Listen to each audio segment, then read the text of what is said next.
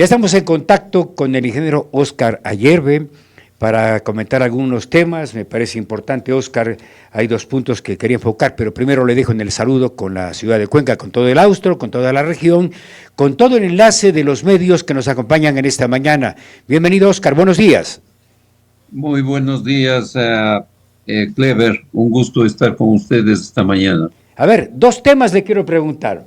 Primero, me preocupa, veo que hay una serie de demandas de inconstitucionalidad de las leyes propuestas por parte del presidente, que de pronto pueden tener rango de inconstitucionalidad, pero que daría la impresión se convierten en necesarias, y hay 10 demandas de inconstitucionalidad a la Ley de Integridad Pública, de Seguridad Nacional y de Inteligencia. ¿Qué le parece este tema, lo que está pasando, Óscar?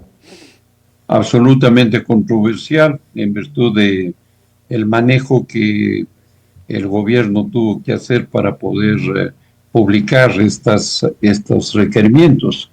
Es absolutamente claro que una ley económica emergente tiene una estructura totalmente diferente a la que él mandó para la aprobación de estas modificaciones que afectan a 27 cuerpos legales.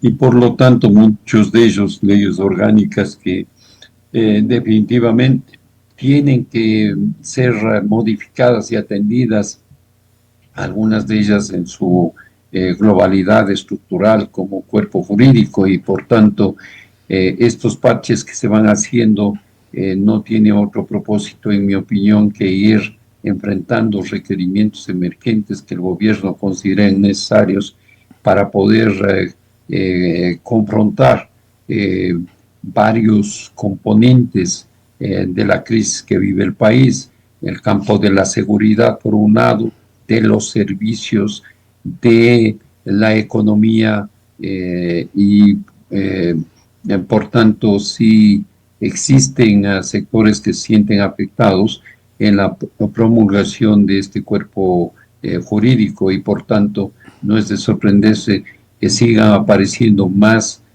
requerimientos de acciones extraordinarias de protección a la Corte Constitucional. Ahora, ¿y por qué le preguntaba esto, Óscar? Porque evidentemente, como que ahora todo el mundo, le voy a punto de vista, como todos se han vuelto constitucionalistas, cuando yo digo históricamente lo que más se ha hecho en el Ecuador es agredir la ley, agredir la Constitución, y ahora resulta, en medio de todo, no sé cómo analiza usted el intento del actual gobierno, del señor Noboa, de buscar una fórmula para que salgamos de ciertas prácticas que tanto daño le hacen al país. Desde ese punto de vista, ¿qué piensa usted, Óscar? Bueno, es indudable que, y por experiencia propia, nosotros planteamos a la Asamblea Nacional una reforma al Código Orgánico Administrativo para apoyar, respaldar en la crisis que viven 650,000 personas naturales y jurídicas en todo el país que están afectadas en sistemas coactivos por la banca pública. Ese proyecto empezamos en octubre del 2022. Fue aprobado por el CAL en marzo de 2023 y hasta la presente fecha no se ha podido avanzar, aun cuando ya se dio un proceso de primera instancia. Y por lo tanto han pasado más de 2 años y medio y estamos en las mismas, pese a todas las presiones sociales, públicas.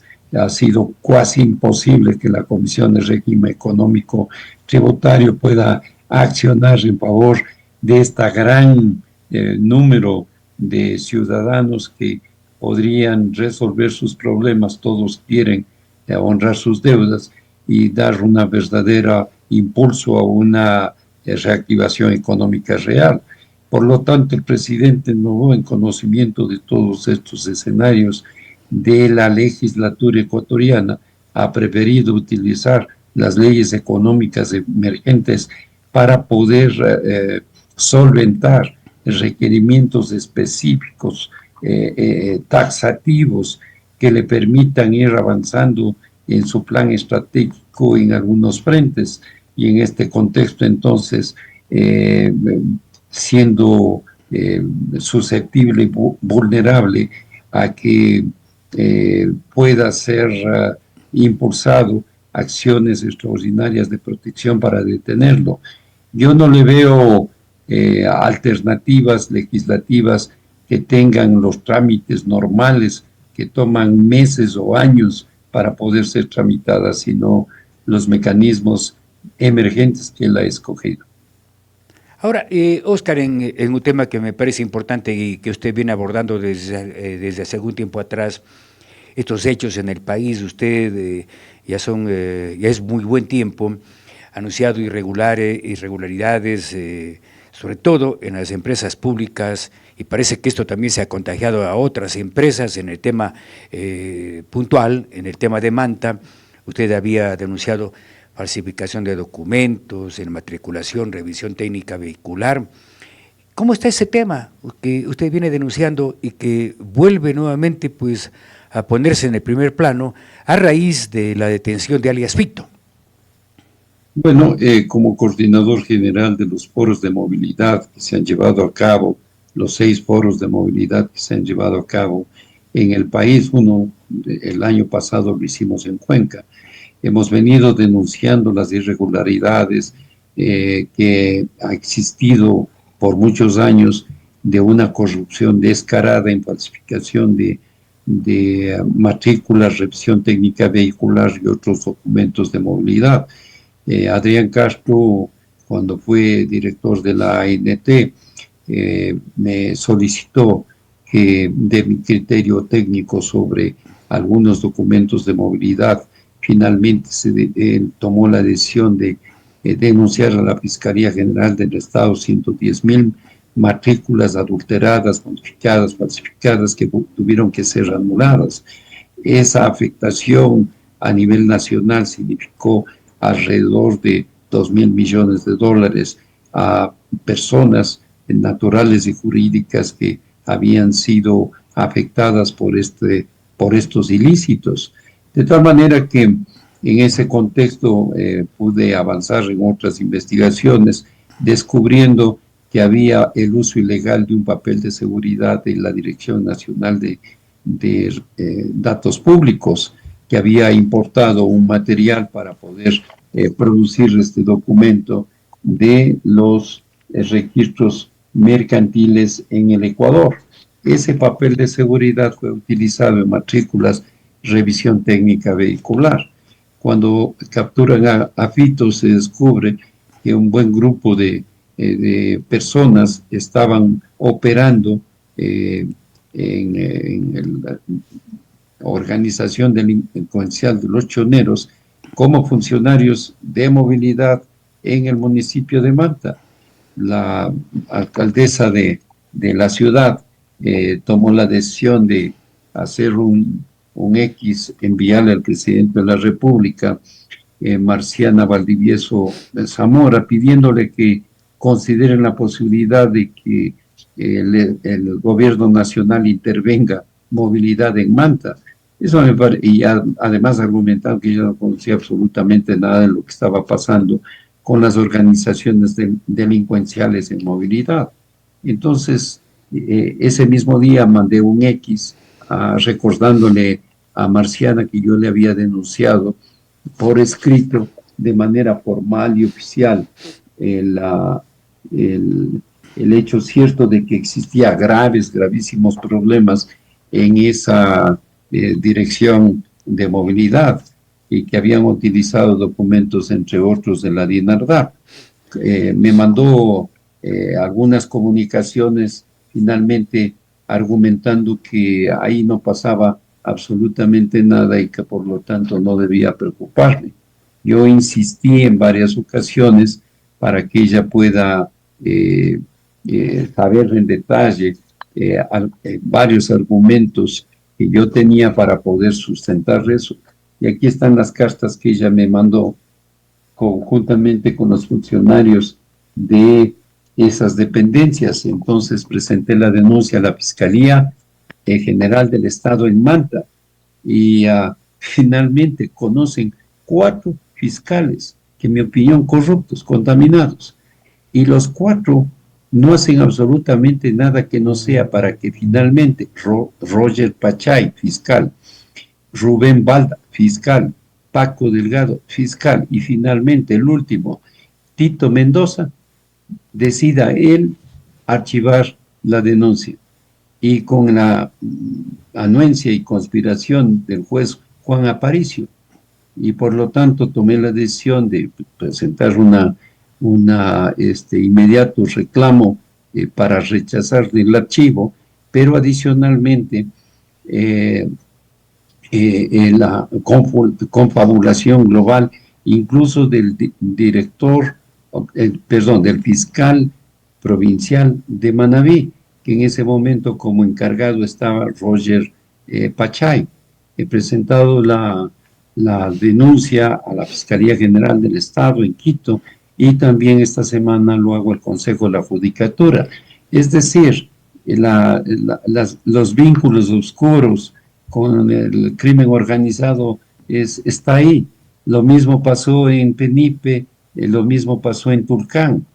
A jueces y fiscales, recuerden ustedes los reclamos que ha hecho el ministro del Interior, argumentando que muchos de ellos están vinculados con los organismos delincuenciales, y que por lo tanto se exigía investigaciones y evaluaciones inmediatas, y que el Consejo de la Judicatura ya actúe. Yo estoy haciendo exactamente lo mismo, pero también debo resaltar que el fiscal Encalceta, en cambio, para los mismos casos de uso ilegal de los documentos de matriculación y revisión técnica vehicular con papel de la DINARDAP, Dirección Nacional, Dirección de Registros de Datos a nivel nacional. En cambio, él presentó cargos. Además, amplió la investigación porque encontró a Ángel Molina, David Monroy, Jimmy Rivera y Yesenia Orbe como implicados en este delito, y eso va avanzando, en mi opinión, de la manera más correcta y transparente. La DINARDAP ha presentado una demanda formal, contundente, clara, declarándose afectada y víctima en el proceso, y por lo tanto exigiendo que se imponga la máxima castigo o sanción de acuerdo al Código Integral Penal por estafa.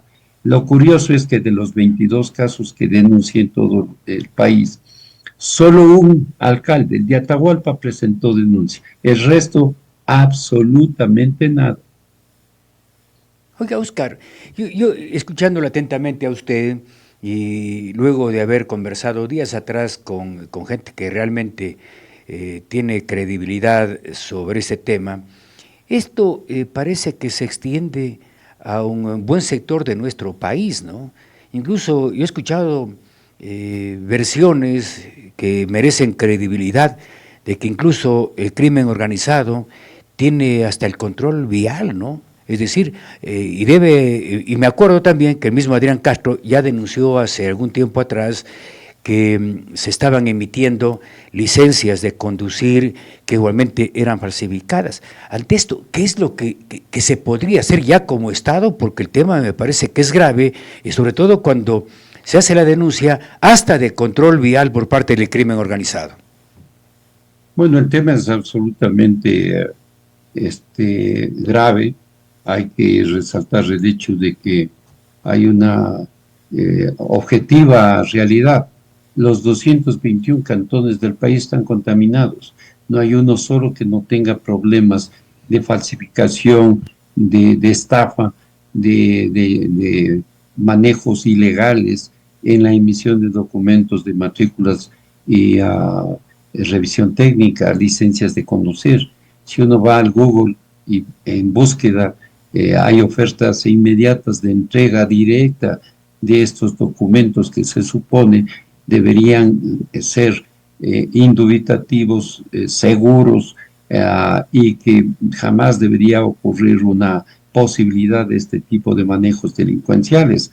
Sin embargo, el tema es absolutamente grave. ¿Cómo explicar que un cantón que tiene en su circunscripción 2.000 vehículos registrados, van y aparecen 85.000 vehículos adicionales a matricular? ¿Cómo es posible justificar eso en un contexto de transparencia en cada uno de los escenarios de sus respectivas jurisdicciones? Aquí hay un caso, por ejemplo, el de Chone. Hacen la revisión técnica en Chone y luego van y matriculan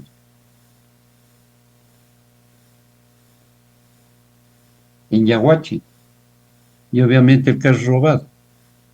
Y por lo tanto ese caso, como el de Durán, de julio de 2024, en una bodega descubren las Fuerzas Armadas y la Policía Nacional 250.000 documentos para 31 cantones, principalmente en la costa, con capacidades para adulterar matrículas y revisión técnica vehicular, con todas las cosas preparadas y listas. La normativa vigente actual no es suficiente para tener documentos de alta seguridad de Estado en un escenario que representa garantizar propiedad de 3.200.000 vehículos y motos en el país, y no es garantía tampoco de seguridad del estado de mecánico y de situación de los vehículos, que tiene relación en cambio a la seguridad vehicular, y por tanto es prioritario que se ejerzan acciones inmediatas. Ya algo en la nueva ley que acaba de ser publicada con las reformas a 27 cuerpos legales, una de ellas la de tránsito, se determina que, por ejemplo, los peajes tienen la obligación inmediata de utilizar chips con capacidad de lectura de placas para poder automatizar los peajes en todo el país y eliminar el pare vehicular en cada estación para el pago de un peaje en el Ecuador, y por lo tanto precautelar seguridad en esos sectores de movilidad. Esto ya tiene que ser ampliado de inmediato al uso en licencias de conducir, y fundamentalmente en temas relacionados a matrículas y revisión técnica vehicular. Y por lo tanto la tecnología existe, lo único que hay que hacer es actualizar y aprobar las normativas que en sello único y tercera placa la ANT tiene que hacerlo de inmediato. Y en ese contexto entonces lo que está pasando, por ejemplo, en un cantón como Rumiñahui, que ya está operativa la tercera placa en vigencia, será realmente el camino correcto para solucionar problemas de tecnología, problemas de seguridad, problemas que estén vinculados a dar solución inmediata a terminales terrestres, parqueaderos. Tercera placa vincula a matrícula, revisión técnica vehicular, también al control del tránsito y del transporte público, tanto buses, taxis y otras modalidades de transporte humano en todo el Ecuador. Oscar, me piden que le haga un par de preguntas. El uno, Jorge Álvarez me pregunta, ¿qué se puede hacer? Porque también se denuncia que hay placas duplicadas, es decir, un carro de la misma marca, del mismo color, con la misma placa, ¿no? Que es una fórmula que hacen ciertos delincuentes para tratar de negociar carros que de pronto se robaron. Y la otra, me preguntan, ¿qué sabe de la provincia de la Azuay con respecto a ese tema? ¿Qué tan implicado estaría la provincia de la Azuay en el tema de situaciones que podrían ser anormales en el tema del tránsito? Todos los 221 cantones del país, todas las direcciones de movilidad, las EPs de movilidad y las mancomunidades de movilidad conocen todos, y todos los alcaldes del país conocen todos, que hay graves y serios problemas de seguridad en el sistema AXIS 4.0 que maneja la ANT este momento. Yo he denunciado que existe al menos unos 20 códigos fuentes de ese proceso y tecnológico, y por lo tanto la única solución es cambiar de sistema de raíz, tener uno nuevo en el más rápido tiempo posible. En ese contexto, entonces, no hay un cantón que no esté afectado por esas circunstancias. Hay mecanismos externos vinculantes a funcionarios de la ANT que persistentemente están siendo denunciados y no se ha podido dar una solución integral, global y definitiva. El Cantón Cuenca, como ustedes conocen, asumió la responsabilidad de movilidad recién este año, del 2025, y en esa transición están avanzando. Durante todos los años anteriores, una empresa externa tenía la responsabilidad de movilidad y lamentablemente 2 años antes de transferir las responsabilidades al asumir la alcaldía de Cuenca, el control de la movilidad global de matriculación y revisión técnica en esa ciudad y en el cantón, tuvieron que enfrentar que casi todo estaba obsoleto y casi todo estaba en un escenario complejo que han tenido que ir paulatinamente solucionando. Yo creo que Cuenca está lista ya de inmediato para la tercera placa, es decir, la identificación con chips RFID de vehículos en todo el cantón, y podrán dar un salto importante, gigantesco, en seguridad, en planificación, en capacidades tecnológicas para mejorar los servicios tanto de transporte público como de movilidad en su conjunto.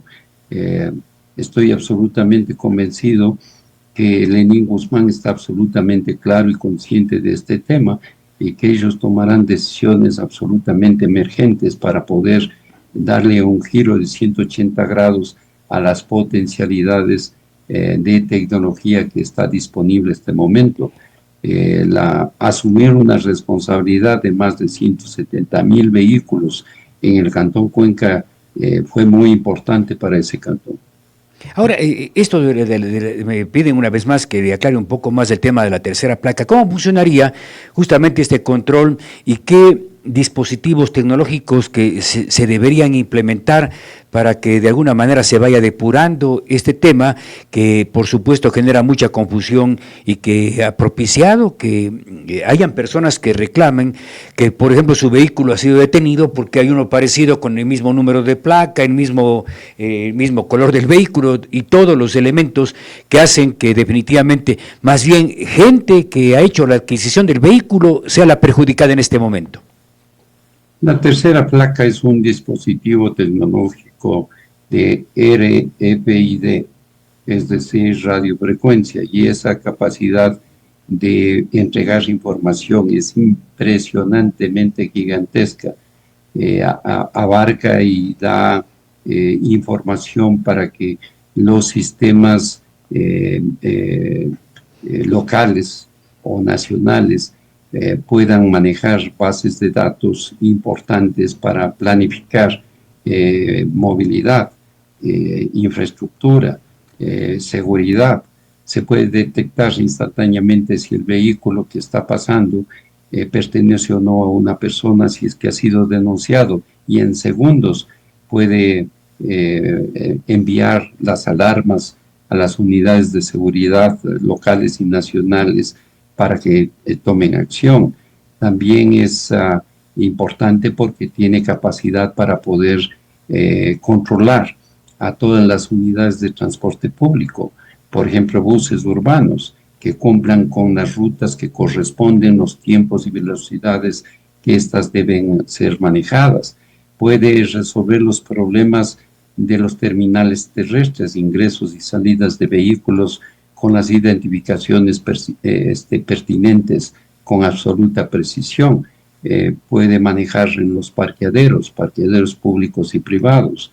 Puede dar una gran solución a los temas de matriculación y revisión técnica vehicular, que garantice, por un lado, la propiedad y garantice también la seguridad de cuyo objetivo es evitar los accidentes de tránsito.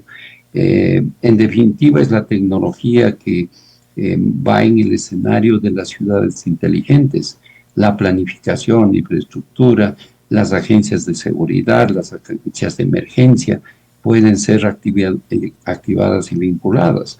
Y por lo tanto, en ese contexto es inevitable hoy en día no prescindir de estos mecanismos de tecnología que están ya disponibles en el mundo. Hoy en día la China se da el lujo de planificar espacios gigantescos territoriales para poder construir ciudades para el futuro, ciudades ya con tecnología de una ciudad inteligente, y van de cero, y van determinadas ya para poder tener actividades de ocupacionales específicas mirando los próximos 50 años. Ya se han hecho varias ciudades en la China, de tal manera que ciudades en Europa o Estados Unidos van paulatinamente avanzando, todas ellas con tecnología inteligente para poder brindar seguridad a sus habitantes, dar mejores servicios de movilidad, que es uno de los problemas más graves y críticos que tiene el país. Debo mencionar que cuando Pavel Muñoz asumió la responsabilidad en Quito, al día siguiente, en mayo 25 del 2023, le dijo que Quito iba a tener la tercera placa. Un año después dijo que en diciembre del 2024 iba a tener la tercera placa. En el año 2025, estamos en julio, todavía no tiene la tercera placa. Es que es un proceso de tecnología que las ciudades tienen que prepararse bien, tienen que tomar las medidas necesarias de planificación, de implementación apropiadas. Rumiñahui tomó la decisión de hacer un convenio institucional y privado, y en este momento ya tiene operativo la tercera placa en el cantón Rumiñahui. Es la primera ciudad del país que dispone ya de tecnología inteligente para poder planificar muchos temas derivados. Yo daría un solo ejemplo. Ya pueden planificar, por ejemplo, con inteligencia artificial, el tiempo que los semáforos tengan luz verde o luz roja, dependiendo de la circulación de los vehículos en una determinada avenida o calle. De tal manera que los beneficios del uso de la información y de la inteligencia artificial es absolutamente gigantesca. Oiga, Oscar, una pregunta ya que está usted con tanto conocimiento sobre el tema. Aquí hay una preocupación, se trata de implementar mecanismos de control. Resulta que a Cuenca llega mucha gente, mucho turista en buena hora, gente que viene a pasearse en Cuenca, pero también llegan de los otros, pues, ¿no? Y que vienen justamente a cometer atrocidades aquí en la ciudad de Cuenca, casos que ya se han dado. ¿Qué sugerencia hay para esos casos en donde, pues, lamentablemente la delincuencia organizada ve también en la ciudad de Cuenca la oportunidad de cometer delitos? Yo soy absolutamente convencido que todas las ciudades del país miran ahora el tema de seguridad como una de sus prioridades. No es un escenario simple del gobierno central, y por lo tanto en cada barrio, en cada comunidad, en cada ciudad, cada cantón, estamos preocupados de lo que está pasando en seguridad, y por lo tanto tenemos que ir tomando medidas que nos permitan garantizar a las personas comunes y corrientes la seguridad apropiada para que su vida pueda desenvolverse en condiciones normales. Y por ende tenemos que entender que las prioridades de las acciones gubernamentales a niveles parroquiales, cantonales, provinciales y nacionales tienen que ir empatando en estos escenarios de seguridad. ¿Cómo es posible, por ejemplo, que documentos cruciales no tengan ninguna priorización para garantizar seguridad documentaria? Mientras más ligero, menos requerimientos tenga un documento, parecería que es mejor. ¿Cómo es posible que hay 22 cantones denunciados con el uso ilegal de documentos de seguridad de matrículas? Solo un alcalde de Atahualpa denunció a la fiscalía, los demás se quedaron quietos, paralizados, y no es que son escenarios que nosotros podemos soslayar en cuanto a qué denunciamos y qué hacemos cuando existe una afectación para la seguridad de los ciudadanos. Y en ese contexto, entonces, todos tenemos una enorme responsabilidad. Oiga, ciudades como Ambato, Balsas, Bolívar, Rechandía, Tulcán, Penipe, Santa Elena, Chordelec, Salitre, Comandá, Tena, Las Naves, Quinsaloma, Piñas, Manta, Yaguachi, Chone, Caseta. En Chordelec ahí contaminaron a ese cantón con documentos de matrículas falsas, adulteradas, manipuladas. Una gran estafa para Chordelec. Oscar, le paso un dato. El Ministerio del Interior acaba de anunciar que en esta mañana, hace pocos minutos, allanaron las oficinas del municipio de Durán cerca de las 8 de la mañana. 200 uniformados intervinieron en las oficinas de la Agencia de Tránsito de Durán, en la Plaza Shiva, dice, en el kilómetro 3.5. ¿Qué le parece esto? Ya debían hacerlo. Lamentablemente el alcalde Chonillo estaba implicado en estos escenarios de delincuencia organizada y era público y notorio. El día que iba a ser posicionado, delincuentes sicarios mataron 2 policías guardaespaldas de él, y por lo tanto yo conozco muy a fondo el tema porque estoy trabajando en la investigación de los documentos que encontraron en Durán, 250,000 documentos. He conversado de esto con el fiscal provincial del Guayas, y también tengo una reunión con el ministro del Interior sobre este y otros temas. Si no enfrentamos esto con absoluta firmeza. Yo encontré que también Luis Chonillo estaba vinculado con los documentos de seguridad en Chone, y este es el documento. Aquí está, Chone. Y ahí está el papel de seguridad de la DINARDAP. Perfecto, ¿sí? Oiga, en todo caso, eso le pasa como dato. No sé si algo más quiere agregar en esta mañana. Pues ha sido, Oscar, un gusto tenerle siempre pues a través de la emisora, informando sobre estos avances y su trabajo, que me parece muy importante.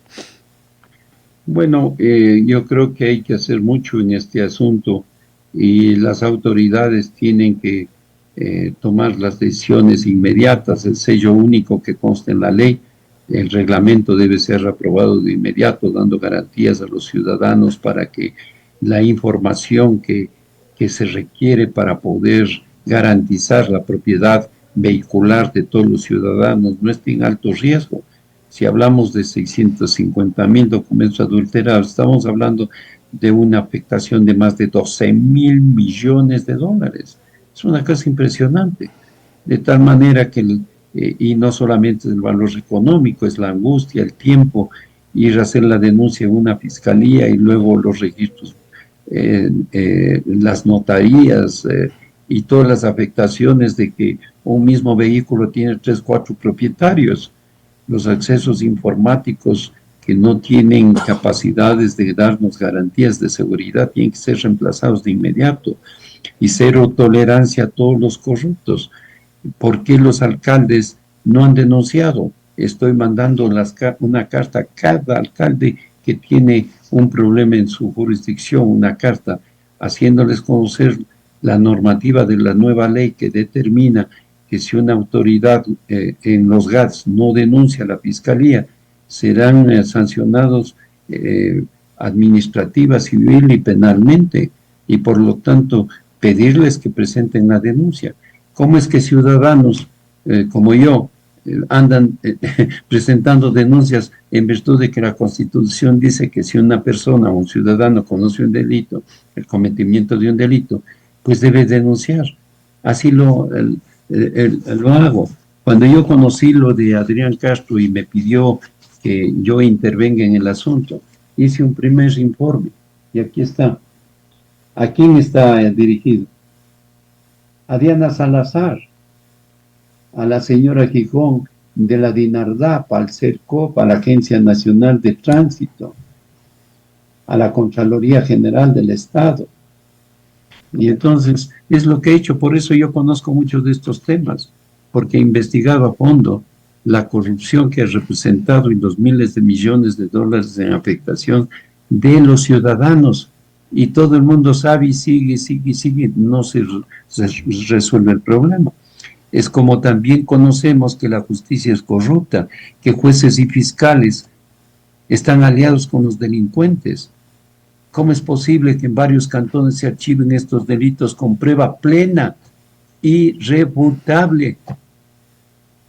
La misma DINARDAP, todo temorosa, sin saber si denuncia o no denuncia, la estaba que le hacían a la institución. Ahora ventajosamente ya, en mi opinión, está en la línea correcta, actuando de una manera apropiada, jurídicamente hablando, con documentos sustentados que yo mismo les he proporcionado, porque la gran parte de la investigación, ¿quién se iba a tomar el tiempo como Óscar ayer me lo ha hecho? Recuerden, solo como ejemplo, que cuando fui nombrado presidente de la Asociación Víctimas 30S, a la fecha he ganado 197 juicios penales, no he perdido uno solo. Claro, nunca he cobrado un centavo, para que quede claro que no había la motivación económica, pero lo venimos haciendo desde marzo de 2018. Nos faltan ya solo 3 casos. Ojalá en los próximos par de meses concluyamos con eso. Lo de movilidad es una cosa grave, gravísima, que afecta a millones de ecuatorianos en el país y que hay que confrontarla y coger los cuernos del toro de una vez por todas.